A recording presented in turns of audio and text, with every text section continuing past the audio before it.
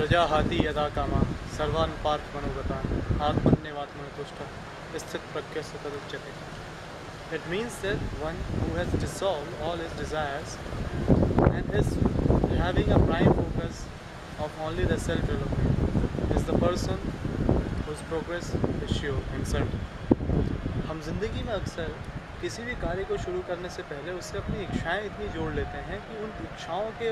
मद्देनज़र हम सामाजिक चीज़ों में इतने उलझ के रह जाते हैं कि उस कार्य के प्रति हमारी जो इंटेंसिटी है वो कहीं ना कहीं और फैक्टर्स के कारण प्रभावित होती है.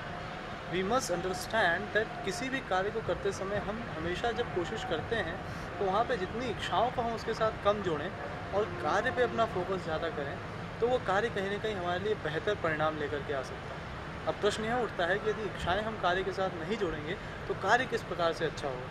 दरअसल ये एक मिथ है कि जब तक हम इच्छाओं को नहीं जोड़ेंगे या परिणाम के बारे में नहीं सोचेंगे तो चीज़ें उस तरीके से नहीं. उदाहरण के लिए अगर आप देखें किसी विद्यार्थी ने यदि अपना लक्ष्य बनाया है कि उसे 90% मार्क्स लेकर के आने हैं और उस लक्ष्य को पाने के लिए यदि वो पढ़ते समय सिर्फ यही करता रहे कि हर समय बस यही सोचे 90% लाना है 90% लाना है, खाते समय 90% एफर्ट्स उस हिसाब के अगर नहीं होंगे और यदि सोचिए कि इवन वो पढ़ भी रहा है लेकिन उस समय उसके दिमाग में वही 90% उसके हार्ड डिस्क में एक स्पेस उस बात ने ले रखी है तो कहीं ना कहीं उसकी पढ़ाई उससे प्रभावित होती है.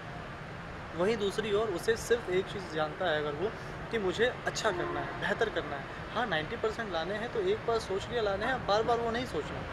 अब सोचना तो यह है कि उस 90% के लिए मेरे एफर्ट्स क्या होंगे, मेरा प्लान ऑफ एक्शन क्या होगा, उसको मैं पहले से डिसाइड करूँ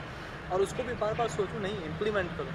तो इस बात को सोच करके जब ज़िंदगी जी जाती है तो ज़िंदगी कहीं ना कहीं बेहतर रिजल्ट लेकर के हमारे सामने आती है और सचमुच जीने का कुछ विशेष आनंद भी आता है. तो सक्सेस के लिए ज़रूरी है कि हम कहीं ना कहीं अपनी इच्छाओं और आकांक्षाओं को पीछे रखते हुए अपनी मेहनत को आगे रखें और उस माध्यम से सफलता अर्जित करें.